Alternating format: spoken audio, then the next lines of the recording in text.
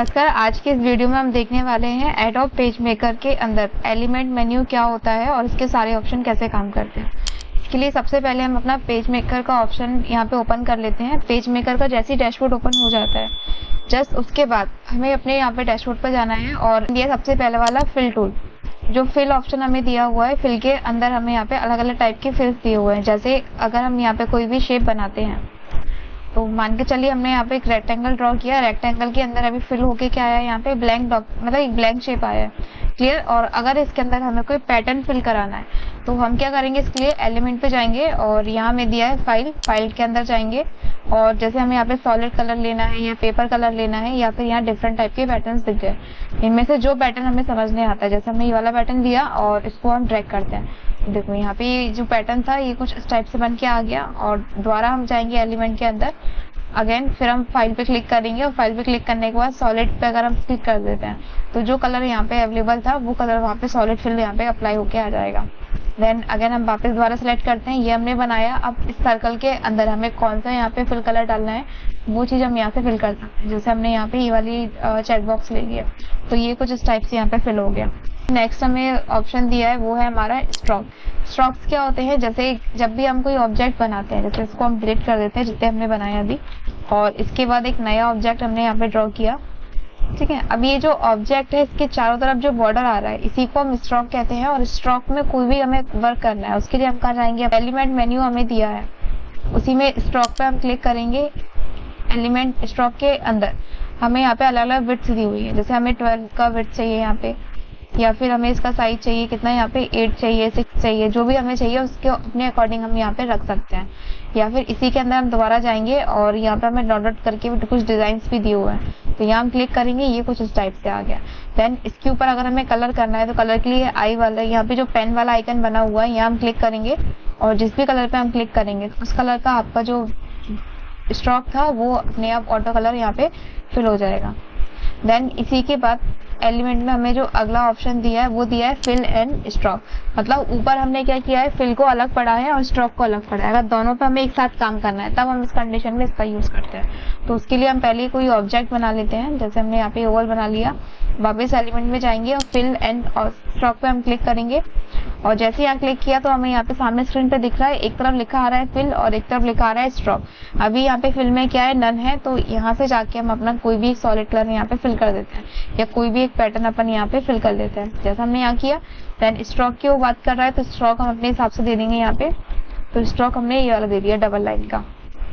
जैसे हम इसे ओके करेंगे तो देखो यहाँ पे इसने ऑटोमेटिक यहाँ पे उसको जनरेट करके हमें दे दिया। देन अगला जो ऑप्शन है हमारा एलिमेंट के अंदर वो हमें दिया है फ्रेम का दिया हुआ है।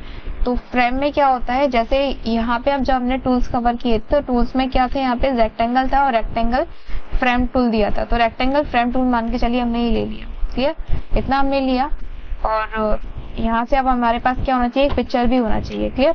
पिक्चर लेने के लिए हम यूज करते हैं Ctrl+D। जैसे हम Ctrl+D दबाएंगे और अपनी इमेज को हम यहाँ से क्लिक करेंगे और फिर उसको ड्रॉ कर लेंगे। तो ये पिक्चर हमने बना ली यहाँ पे और एक हमारे पास सर्कल है। ठीक है। या फिर हम यहाँ से कोई फ्रेम बना लेते हैं, एक ही हमारे पास फ्रेम आ गया और पिक्चर हमारी कहाँ है, ये रही है। तो दोनों पिक्चर और प्लस आपकी जो फ्रेम है उन दोनों को हम सिलेक्ट कर लेंगे। ये फ्रेम में ऑप्शन जो है जब भी काम करेगा जब हमने दोनों ऑब्जेक्ट को क्लिक करके रखा होगा।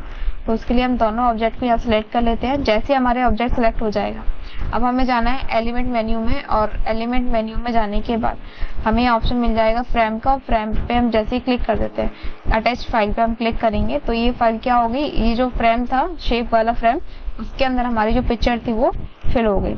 और देन बाहर क्लिक करके अपनी पिक्चर को दोबारा से एडजस्ट भी कर सकते हैं यहाँ पे।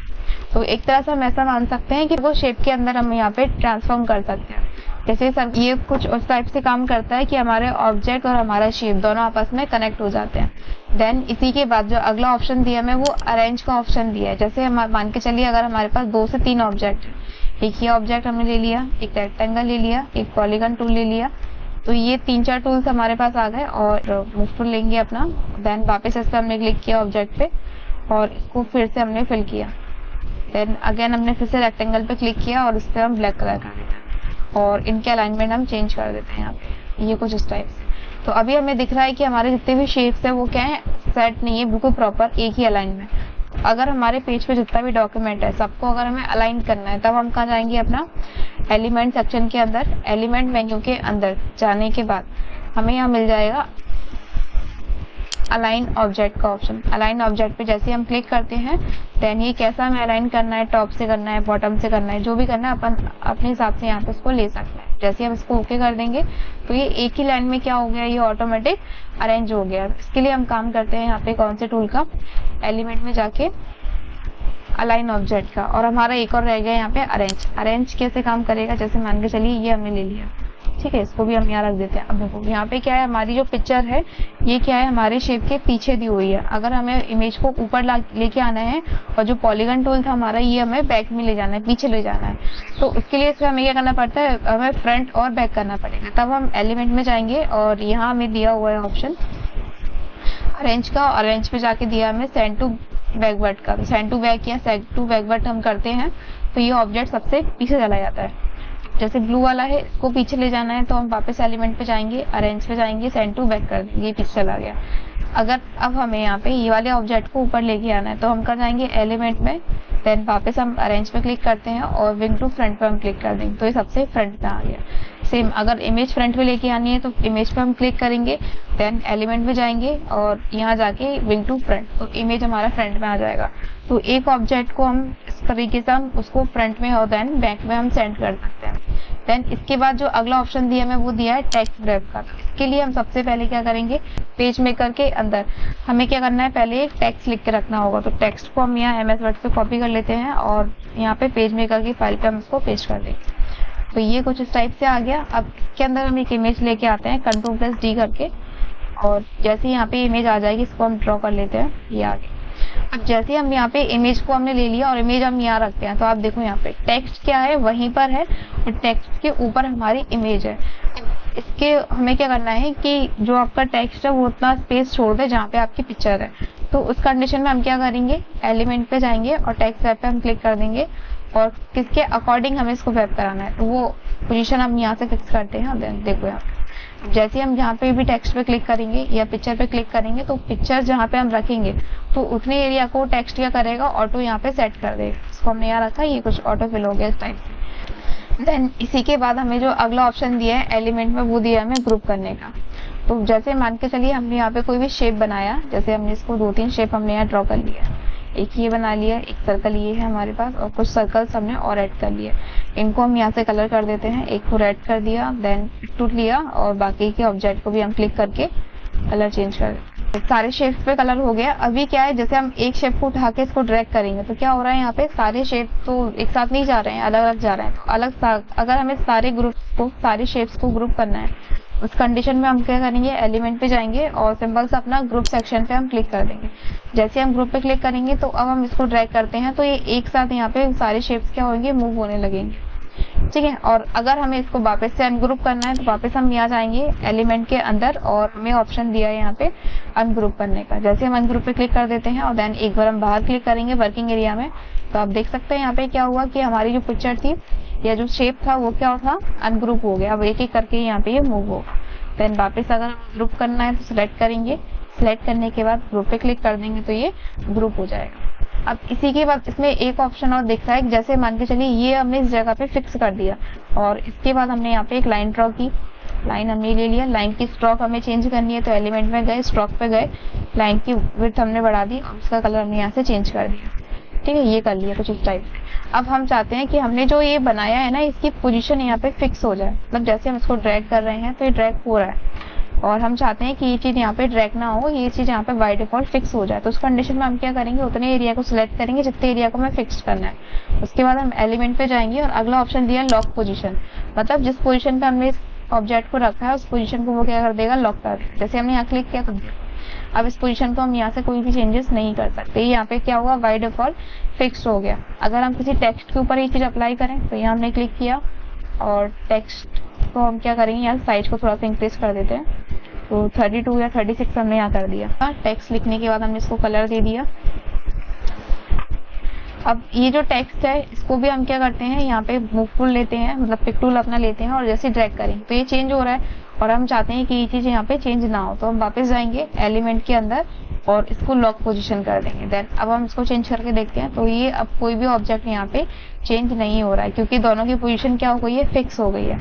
अगर अभी हमें इसको पोजीशन को दोबारा से नॉर्मल करना है, तो उस कंडीशन में हम क्या करेंगे, एलिमेंट में जाएंगे और यहाँ आने के बाद हम इसको अनलॉक कर देंगे। जैसे अनलॉक करेंगे तो हम देख सकते हैं यहाँ पे वापस से अब ये मूव होने लगा आपका ऑब्जेक्ट। तो ये काफी बेहतर ऑप्शन है हमारे एलिमेंट के अंदर कि हम अपनी पोजीशन को यहाँ पे लॉक भी कर सकते हैं और अनलॉक भी कर सकते हैं।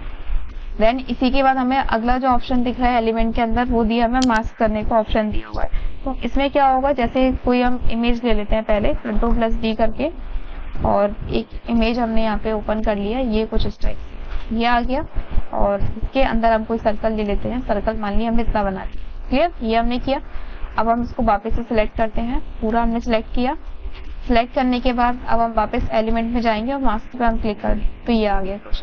मतलब इसमें क्या हुआ, जैसे फोटोशॉप के अंदर हम करते हैं ना, किसी भी सर्कल के अंदर या किसी भी शेप के अंदर पिक्चर को डाल देते हैं, तो सेम वही ऑप्शन यहाँ पे दिया हुआ है। जैसे हम इसको इमेज को ड्रैग करेंगे, तो इमेज को आप जितना ड्रैग करोगे उतना इसका आपको शेप के अंदर दिखाई देगा, क्लियर। जितना हिस्सा आपको दिखाना है जहाँ पे शेप बना है, उतने हिस्से को वो शो कराता है। तो ये काम करता है आपका मास्क का। और अगर आप इसको यहाँ पे जाके अनमास्क कर देते हैं, तो ये क्या होगा, वापस से हट जाएगा। मतलब आपका जो पिक्चर था शेप के अंदर फिल हो गया, तो वो बाहर निकल के आ जाएगा, शेप अलग और आपका इमेज दोनों अलग अलग हो जाएंगे। देन वापस नॉर्मल दोबारा से फिक्स को मास्क करना है, तो हम वहीं पे जाएंगे एलिमेंट के अंदर, मास्क पे हम क्लिक कर देंगे। इसके बाद अगला ऑप्शन दिया मैं यहाँ पे इमेज का, और इमेज के बाद दिया मैं पॉलीगन सेटिंग, यहाँ पे दिया हुआ है। जैसे एक और इसके लिए इसको हम छोटा कर लेते हैं, पहले इसको छोटा कर। अब जैसे यहाँ पे पॉलीगन शेप दिया हुआ है, हमें यहाँ पे इसको हम ड्रॉ करते हैं। इसको हमने ड्रॉ किया तो हम देख सकते हैं यहाँ पे हमें कुछ इस टाइप से यहाँ पे दिख रहा है, बना हुआ है। अब इसकी अगर सेटिंग को हमें चेंज करना है, तब हम कहाँ जाएंगे, एलिमेंट के अंदर पॉलीगन सेटिंग पे हम क्लिक करेंगे। अब इसके एंगल कितने, अभी फिलहाल यहाँ पे हमें 6 साइड दी हुई है, 6 साइड दी हुई है। अगर इसको हमें बढ़ाना है, मान के चलिए अगर हमें इसको 8 करना है और ओके कर देंगे, तो देखो यहाँ पे 8 में कन्वर्ट हो गया। देन वापस एलिमेंट के अंदर गए, पॉलीगन सेटिंग पे हमने क्लिक किया, और 8 के बदले अगर हमें 15 करना है, तो इतना हम कर सकते हैं, तो इसके अंदर 15 भी आ गया। अगर कम भी करना है, तो वापस हम जाएंगे सी के अंदर और इसको हम कर देते हैं, मान के चलिए हम इसको 3 कर देते हैं। 3 जैसे हमने किया तो ये कुछ ट्रायंगल में कन्वर्ट हो गया। वापस इसी के अंदर जाएंगे एलिमेंट के अंदर, पॉलीगन सेटिंग, और भी कुछ चेंजेस करने हैं तो यहाँ अपने हिसाब से अपन इसको देख सकते हैं। तो ये पूरी सेटिंग को यहाँ पे क्या कर देगा, अपने हिसाब से वो चेंज कर देता है। तो हमने लिया, ये आ गया कुछ टाइप। देन कलर वगैरह करना है, इसके आउटर साइड में भी कलर करना है, यहाँ से हट गया। लाइन पे हमें कलर देना है, तो केवल लाइन पे हम क्लिक कर सकते हैं।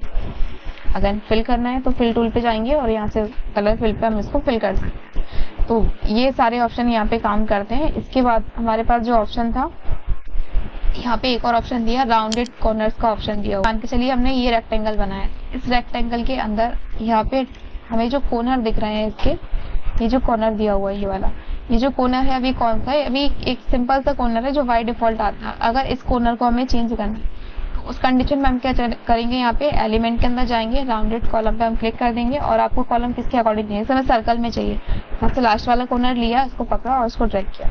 देखो यहाँ पे इसके कॉर्नर में चेंजेस आ रहा है। देन अगेन हम दोबारा क्लिक करते हैं और वापस कॉर्नर पे जाएंगे, और यहाँ पे कुछ हम ये वाला कॉर्नर लेते हैं, इसको ड्रैग किया, तो यहाँ पे अलग अलग ऑप्शन हमें दिख रहा है। एक बार और चेक करते हैं हम, यहाँ पे जाके सेकंड वाला लेते हैं, ओके किया, तो ये कुछ इस टाइप से आ गया। तो हमें यहाँ पे समझ नहीं आ रहा है तीनों चारों शेप में क्या क्या डिफरेंस आ रहा है। इसके जो कॉर्नर होते हैं चारों तरफ के, उसे एंगल को हम यहाँ पे चेंज कर सकते हैं। तो ये काम होता है यहाँ पे हमारा एलिमेंट सेक्शन के अंदर। आई होप आपको आज की वीडियो में इतना समझ नहीं आया हो कि एलिमेंट के सारे टूल कैसे काम करते हैं।